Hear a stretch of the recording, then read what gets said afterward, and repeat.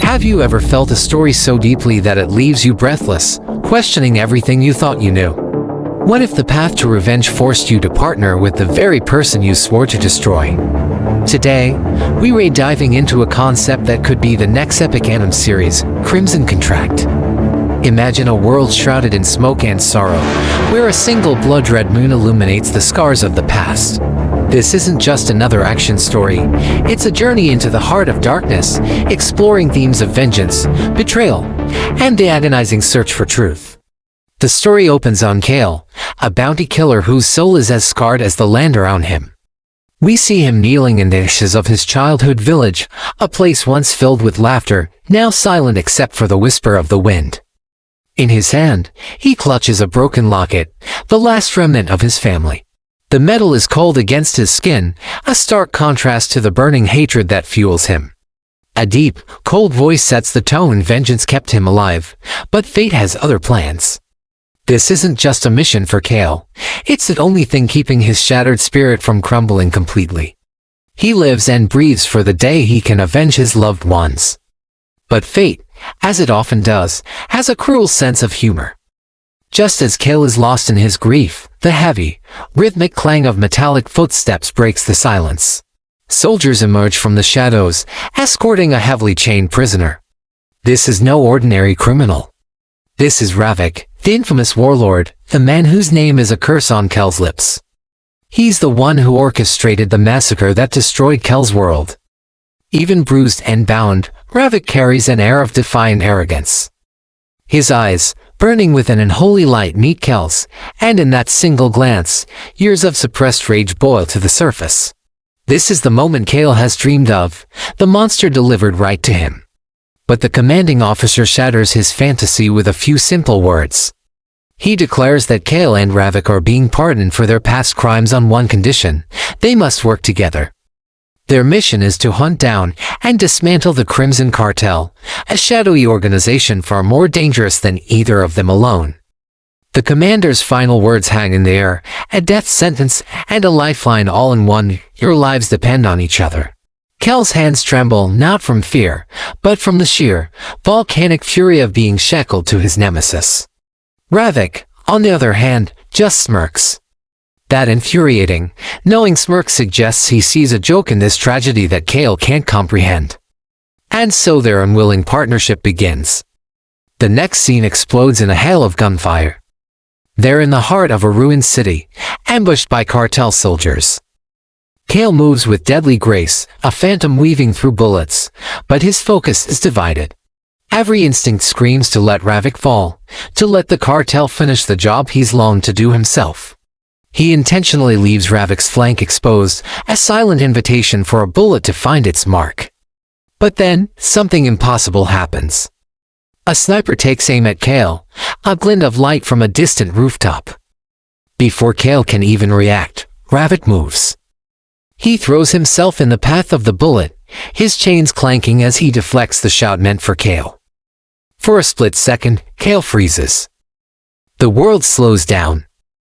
Confusion wars with his hatred. Why? Why would the man who took everything from him save his life? The battle ends, but the war inside Kael has just begun. Later, in the suffocating darkness of a sewer tunnel, the tension finally snaps. Kael slams Ravik against the grimy wall, the tip of his blade pressed against Ravik's throat. The air is thick with the stench of decay and unspoken questions. Why did you protect me? Kael growls, his voice shaking with a mix of rage and bewilderment. You killed my family. You stood there and watched them burn. For the first time, Ravik's smirk vanishes.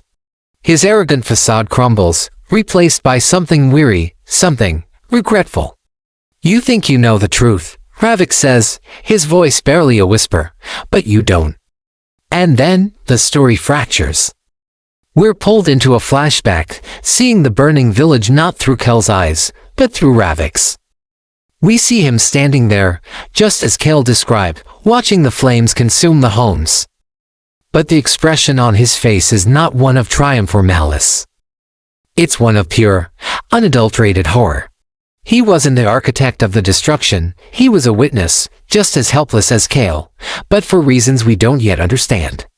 This single image shatters the foundation of Kael's entire existence. If Ravik didn't do it, who did? And why has he let Kael believe this lie for all these years? Before Kael can process this revelation, they're ambushed again. The Crimson Cartel, relentless and overwhelming, swarms their position. This time, they're more prepared, more brutal. They isolate Kael, and just as a cartel executioner raises his weapon for the final blow, Ravik erupts. No longer a passive protector, he becomes a storm of controlled violence. He fights with a ferocity that isn't just about survival, it's personal.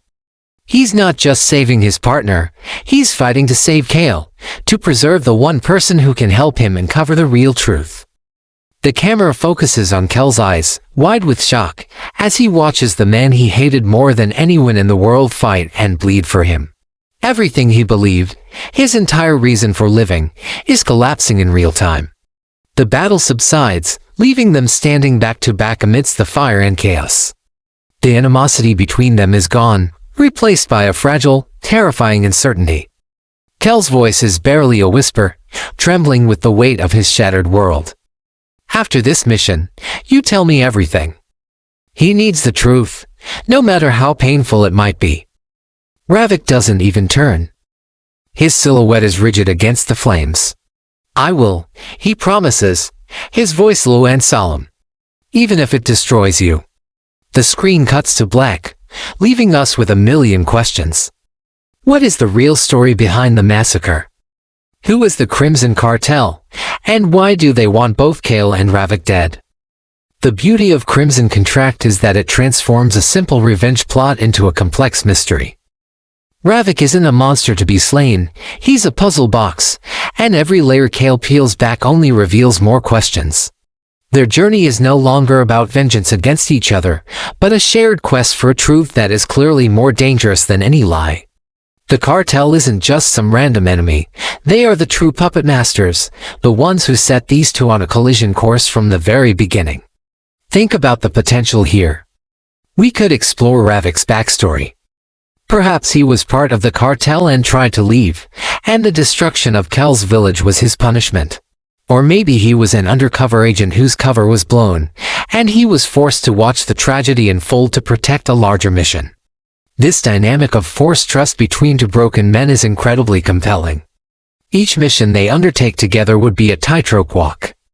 Kael has to learn to trust the movements and instincts of a man he has programmed himself to hate, while Ravik has to earn that trust, knowing that one wrong move could reignite Kael's murderous rage. Their interactions would be the core of the series. The quiet moments would be just as explosive as the fight scenes, shared meals in silence, tending to each other's wounds without a word, a brief, shared glance of understanding in the middle of a fight. It's a story about redefining your enemy and, in the process, redefining yourself. Kael's journey is no longer about revenge, but about finding a new purpose now that his hatred has been stolen from him. Can he find it in justice? Or will the real truth break him completely? Crimson Contract has all the ingredients for an unforgettable dark action drama, and I, for one, would be watching every single week. What do you think? Let me know in the comments below what twists you'd want to see. Thanks for watching.